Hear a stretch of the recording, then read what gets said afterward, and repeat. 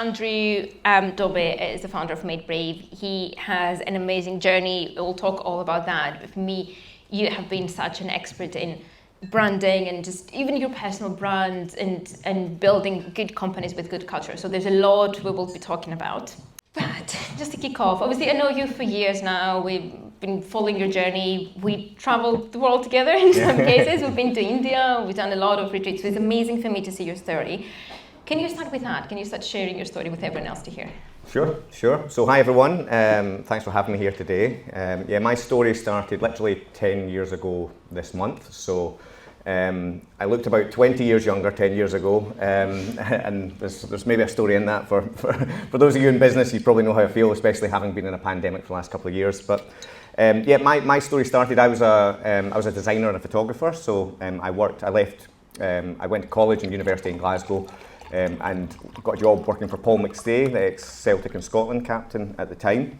And I was like one of two people out of my course to get a job in the creative industries, and very, very fortunate. And Paul created a little agency in Glasgow at the time, and fresh out of uni, I worked there for 8 years. It never grew to any more than sort of 7-8 people at the time, and I self-taught design and photography. And this was way before like YouTube is what it was, and kind of, so I'm 40, that was when I was like 18, 19. And when I stayed there for 8 years, and my wife became pregnant in 2011, and I thought, God, I need some more money. So it was a money-driven decision. I'd never thought about running a business. I had no business knowledge, really, to be honest. I just learned a sort of craft, and I thought, well, I need childcare, I need nappies, all of these things. So I left my job at the time when my son Finn was 2 weeks old, and I literally had my last wage packet, which was just over £1,000 at the time. And I thought, what a terrible time to start a business, but we do, and very, very quickly, I really enjoyed the business side of it. I got a real buzz from the business side, and within a year, I had 6 full-time employees without borrowing any money. Within 2 years, I had 16 full-time employees, and then we've now grown to just over 60. There's a lot that happened within that, 0 to 60 people, and a lot of ups and downs. But that's the main crux of the journey I've been on in the last 10 years. Amazing. So let's go into what happened in these past 10 years, because obviously, as you said, it's a lot. And I think that's kind of like as you grow and scale a company, as you say, you didn't start it with the business mind, it wasn't that's what I would do, but that's what you're doing now and you enjoy it. Yeah. You scaled quite quickly. There's a lot of things that happened. What are some of the things that you've learned, like some challenges that you faced and you learned through that and you managed to be where you are today?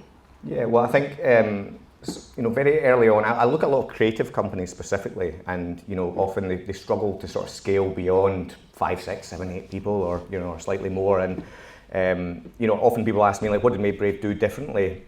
And I think it was someone gave me very good advice. I think it was about a year and a half into the business, and I was kind of, that first year, as you all know, anyone that started a business, very stressful. Like, you're going home at night, I had a baby in the middle of the night, so I'm up all night and stress headaches and everything like that. And then, someone said to me, so what are you doing? Are you doing the work for the clients? So and at that point, you're doing everything, right? You're the toilet cleaner, you're the accountant, you're marketing operations. And someone said to me, Andrew, if you run this business, you need to have an empty desk. And I kind of thought, and it can sound quite egotistical, but it's like, it stuck with me at that moment. And I started to go, right, okay, well, what are all the things I'm doing just now? And then I started to, I listed those all off, and I started to one by one think, well, that's my next hire. And then once I've got that one, well, that's my next one, and that's my next one. Until eventually, now it takes a while, right? I've only just put an MD in place, but I feel like putting an MD in place now is one of my last pieces to now, wow, it's running. And I'm not actually doing anything except sort of smiling on LinkedIn and waving. I think that's a really good bit of advice that I followed. And the other thing I did that I think propelled MadeBrave forward at the time is that, agencies like mine, creative agencies, they often say the work should talk for itself. And I kind of looked at it and went, well, yeah, the work should talk for itself, and that's a given. And that's the same to any business that you guys have. Like, the product or the service that you do, let's put that to the side, that needs to be fucking amazing, right? That needs to be the best thing, right? With no denying, that needs to be best. But then how do we then differentiate from everyone else? So for me in my industry, there's 22,000 agencies in the UK, and they're all doing great work. And then the people from my agency move to those agencies, and then they move to mine. So look, we've actually all got the same people, right? So I thought, I need to create something to make people buy from me, and to make it easier to get the best people in my company and to attract and retain the best people. And for me, that was brand, and it was to put my, the cobbler shoes, to actually do it and not. So I always, for my business, and it's rare I think in an advertising or branding agency, is like I set aside budget and I said, MadeBrave is as big as a brand as any of the clients we're going to work on. And no one will be shamed for working on our own brand. There's as much emphasis on that. And also, it gave me a plaything, because if I wasn't going to do the client work, my creativity could actually come out on the brand as well. So. Oh, that's amazing. And I love what you say, because sometimes you don't realize that you need the same thing for your own company. You're like, we do that for everyone else, but like, what about us? Kind of like, what do we do? Obviously, you talked about branding, and that's kind of like the thing that differentiates you from other agencies. Everyone in this room, all the founders, all the entrepreneurs will need that idea of like branding and how can they brand themselves. So what would be your advice as an expert on that topic? Sure. So brands is one of those weird things, isn't it? Like if I asked everyone in this room what it means, and don't worry, I'm not going to, because I don't want to put anyone on the spot. What does brand mean to you? But if I did ask everyone would probably have a different, definition of it. And ultimately, brand, if you distill it way down to everything, it's about reputation, right? You're managing your reputation at all times, and so your brand is, Jeff Bezos of Amazon said it's what other people say about you when you're not in the room. So you guys are all here as entrepreneurs today. Your businesses are running, your clients are being served, your customers are being served. What are they saying when you're not there? And so you're ultimately responsible to manage that. But there's some things that, and there's a whole plethora of things that we do in terms of when we build a brand, but like a couple of things that I think are very, very important is that, ultimately when you're building a brand, human beings, right, we're social beings, and you're building a tribe ultimately, right? So you're building a tribe within your business, and you're building a tribe of customers that you want to believe in the same things as you do, right? So when you break it down like that, and forget about products and services, again, that needs to be great, that's a given, right? So we've got to be doing that part. Think about how are we going to grow a tribe of people that love what we do. So your brand is there, it's there to attract people, but it's also there to repel. So it's very important in today's world to have a stance on something, on some things, and then use that to repel, because, and that's hard, right? Because we all start these businesses and then there's some troll comes on and you get dead hurt, someone's talking about you and your business. But I've started to change my mindset on that and start to go, well, it actually means we stand for something, and it means that they're not right for us, so bye-bye, right? Great, I now know I'm not doing business with you, or you're not. And equally for someone that hates it, there's going to be someone that loves it. And, I always say try and, rather than, I think there's a tendency on social media to try and get millions of views and everyone, it's better to have 100 people that love your brand than 1,000 people that like it. So I think if, the way we do that is, to be able to build this tribe is we need to create a very clear vision. And I know I'm teaching to preaching to converted here, but it's so important. And I talk about like the best brands are built from the inside out. So rather than looking straight to the customers, obviously we need to have a market customer fit, right? That's again another given. But once we've got that, let's make sure, like, can we get the swell of getting our whole team growing a brand? So it's not just the marketing department, it's not you as the founder, if we can get everyone in the business to grow. So creating a great vision, and then also, defining and sort of figuring out what the values of your business are. And it sounds very basic, right? But it is like, you can let your culture grow organically for a little bit, but then make sure, if you've not done it, stop and codify the hell out of whatever is the magic within your business. Because as you start to get bigger, I don't speak to most of my customers day in and day out, so I can't rely on me being in there. So you need to codify what those values are. And I like to talk about values as behaviors you would like to see within your business, and behaviors you want to attract into your wider customer tribe or following tribe. So they're kind of guiding principles, and you need 3, 4, 5 of them. So vision, values, and then what did I start today with? The story, right? And I'm bored of my story, right? I had £1,000, a 2-week-old baby, but I did, right? And it's my story, and I can't get rid of it because it's actually the truth. And I need to tell it because you'll not remember all of my rambling today, but you'll remember that guy had £1,000, he had a 2-week-old baby, he's now got 60 team members, and so on and so forth. So you need to distill, if you've not done that, what is the story? How do you get it to a sentence? Can you get it to 2 words? What in the simplest form is the story that you need people to remember? And that just makes your job easier as founders, because they're like, oh, that's the lady that had that story, that's the guy that had that story, whatever it may be. So that's 3 kind of little tips. Brilliant. I love when we go practical into tips. That's amazing. It's like see people making notes. You are also kind of like, obviously we're talking about branding, we're talking about the company brand, and obviously you talked about vision and values and your own story.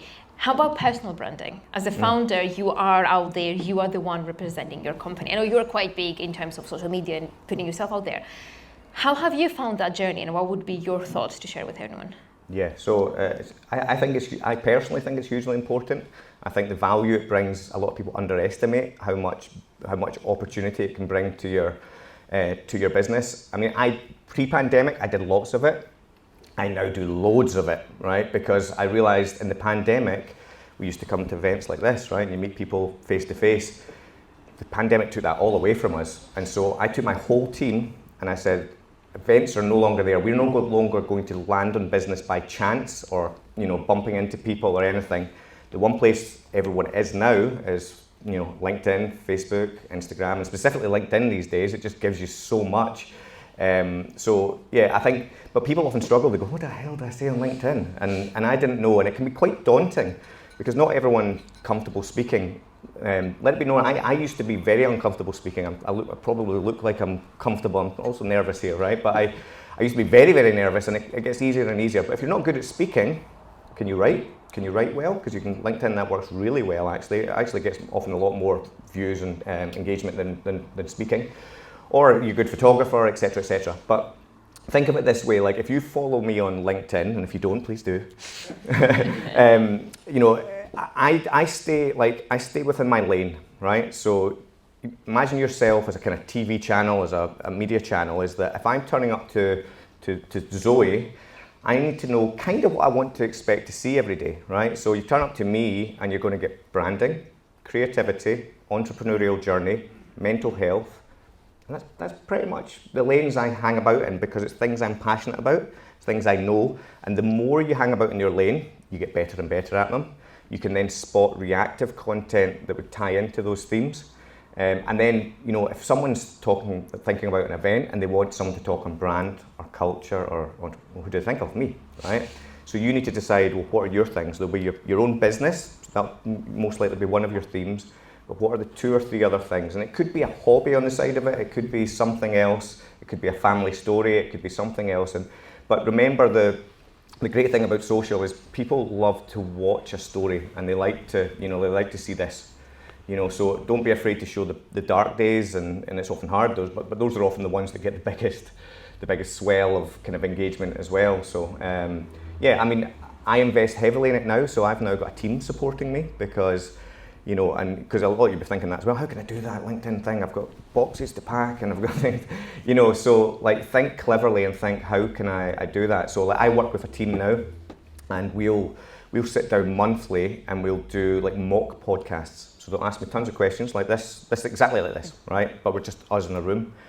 Ask me loads and loads and loads, and then they'll take all of everything I say and they will transcribe it, and they'll take all of that content, break it up into tiny chunks and go, right, what are the themes here?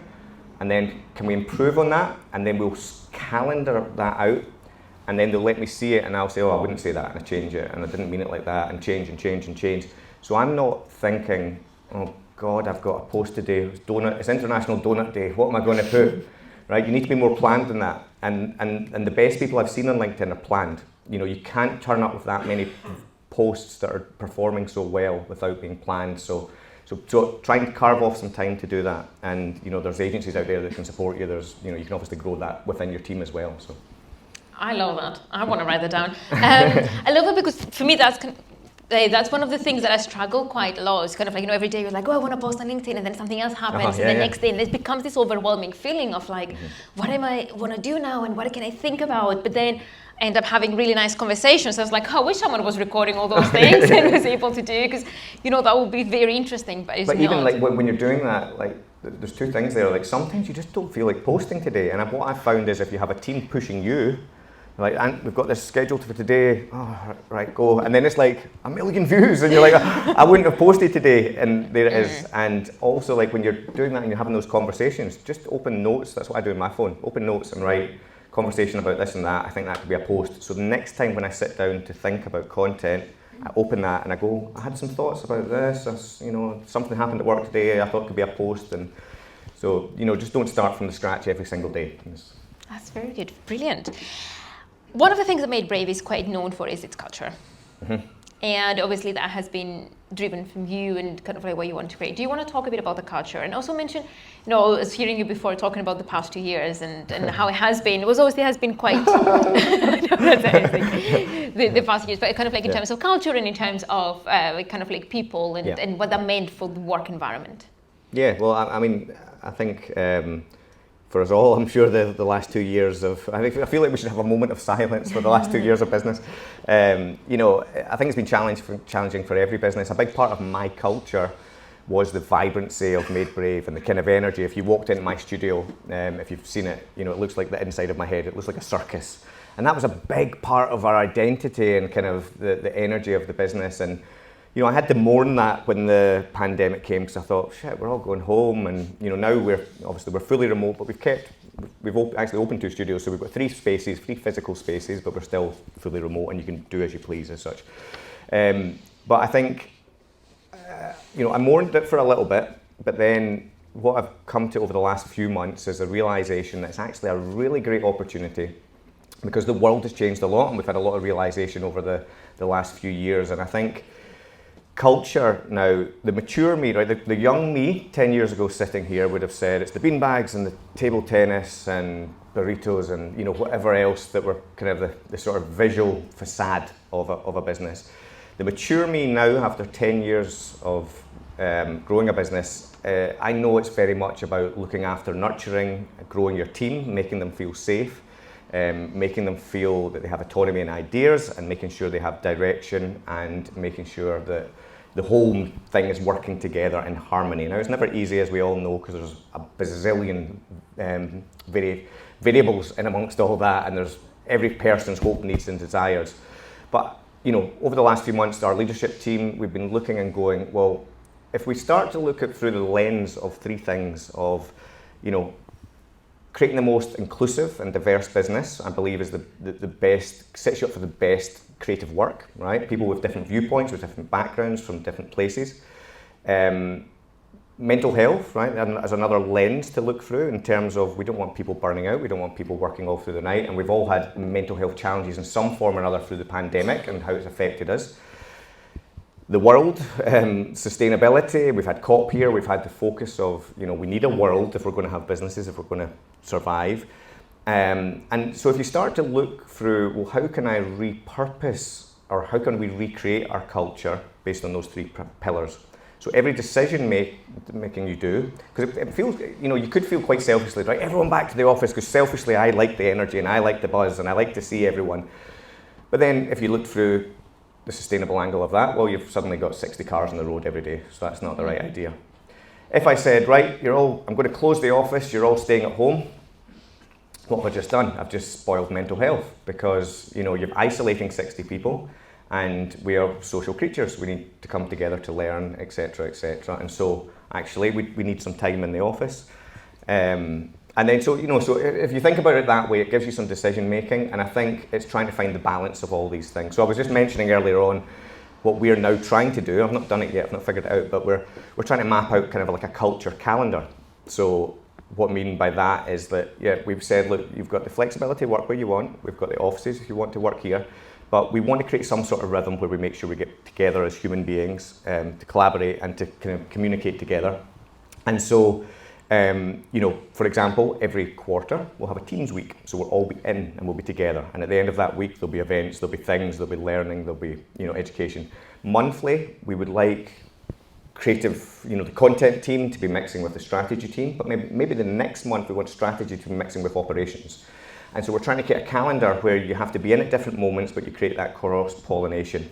But in amongst that, you have the flexibility to do what you need, start when you want, finish, you know, etc., etc. So now that works for me, and I'm very aware that it's no one size fits all for every business before you start throwing things at me. But yeah, it's kind of a chance to kind of start again, if you like. Brilliant. Would love to open up to questions from the audience now. Anyone has any questions? I can see you, Sonia. Yes. for inspiration? Oh, I follow all sorts of people. Yeah, I think there's Stephen Bartlett's been a big inspiration to me. I met him the other week, and I think he started his business quite similar time to me in terms of social chain, and obviously they grew to a whopping 300 million valuation, and he's now found himself in Dragon's Den, etc. And I think that's a very inspirational story. There's loads of people. I take a little bit from everyone.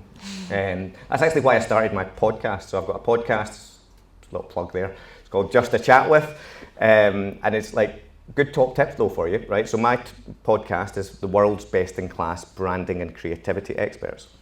So I'm able to drop those people a message, the people I admire the most in the world. Love your stuff, love what you did, love your story. I think you're the best in the world at what you do. What? I'm the best. Would you be on my podcast? Now that looks like I'm doing them a favour. I'm doing me a favour because I get to pinch out of their brain, right? And then they become my pals, and then it all rubs off on me as well. So, there's plenty of people I admire. So yeah. Brilliant. Listen. Sure. Yeah. So how does the culture progress through everyone in the team rather than just me? Yeah, so good question. So it can't be me. It's just I don't have enough cogs in my head to do it for everyone. So very much, I stole this actually. I'm going to give credit's due. So I stole this from Claude Silver, who's Gary Vaynerchuk's head of heart, who was on my podcast, and she said that Gary at VaynerMedia, he creates the spark of the culture, but ultimately it's on everyone else in the team to bring it together. And I really like that, and I've started to think that way. It's okay, I'll create the little spark, put it in, but the fire is built by everyone else. And I spoke to a guy, Sid Lee, the founder of Sid Lee, which is one of the biggest agencies in the world.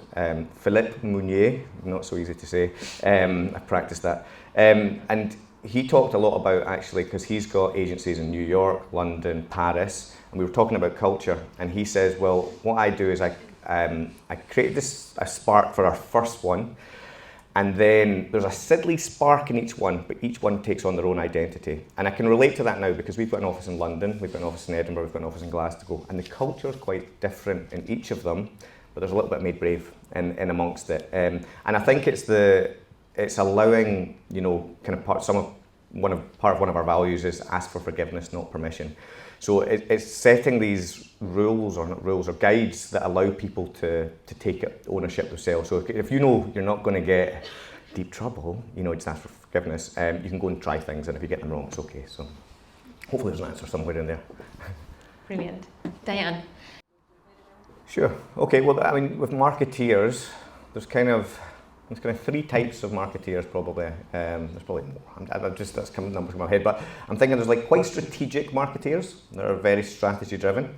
There's kind of gut marketeers that kind of sense and feel things and energy, and then there's kind of performance marketeers who are all about numbers and cost per clicks and everything like that, And you probably need a blend of all three things when you're doing marketing, because as much as we can kind of do marketing by maths, we kind of lose the magic, right? And that's that gut bit in the middle, and that's the bit that you've probably all got in the room here as entrepreneurs, is that sometimes you just know. But I think it's important to have a strategy. So my marketing team, my brand team for MadeBrave, so again, unlike lots of other agencies, they wouldn't have a team for their own brand, but I've got a brand manager who is very, very good at kind of storytelling, is very, very good, is very planned and organised, which I'm not really hugely planned and organised, you can probably tell, I'm a bit all over the place. He's got a dedicated design resource. We're just putting in a third person into that team as well that can help with just the social and that kind of stuff, so he's do a lot of that. So you usually need a little bit of a combination. I'd probably just say just start doing interviews, and something will feel right. But you probably need a combination of a couple of things, because they're usually quite different brains. The person that's very good at the numbers is going to miss probably the emotional storytelling side. And I often say the best creativity lies in the friction between great strategy and great creative. It's that magic slice in the middle. I think more and more getting it. Like 10 years ago when I started, I thought there's a huge opportunity here now. But now I think people have woken up, and the younger generation have definitely got it. And you know, you're seeing brands like Oatly appear. Like Oatly is a masterclass. If you've not looked at what Oatly are doing, go and mimic Oatly. And don't mimic Oatly, because I hate saying, don't mimic people, right? Because you're authentic. There's something unique in you. Do your own version. But just watch them. Just be inspired by Oatly for the moment. Yeah, I think people are getting more educated. I think we've got YouTube. We've got all these platforms that are teaching us now, and so it's becoming easier and easier to understand it. It's not an easy thing to wrap your head around, but I think if you can just authentically find what the magic is within your business, or if you just get something, you know, you just keep trying, and that's to the point over there about the marketing. Just keep trying, and if you find a piece of magic, amplify that, and another piece and another piece and another piece. So amazing. Yeah. Thank you so much, Andrew. That was brilliant, and it was great to see you again in person. Yes, likewise. So thank you so much. A big round of applause for Andrew, please.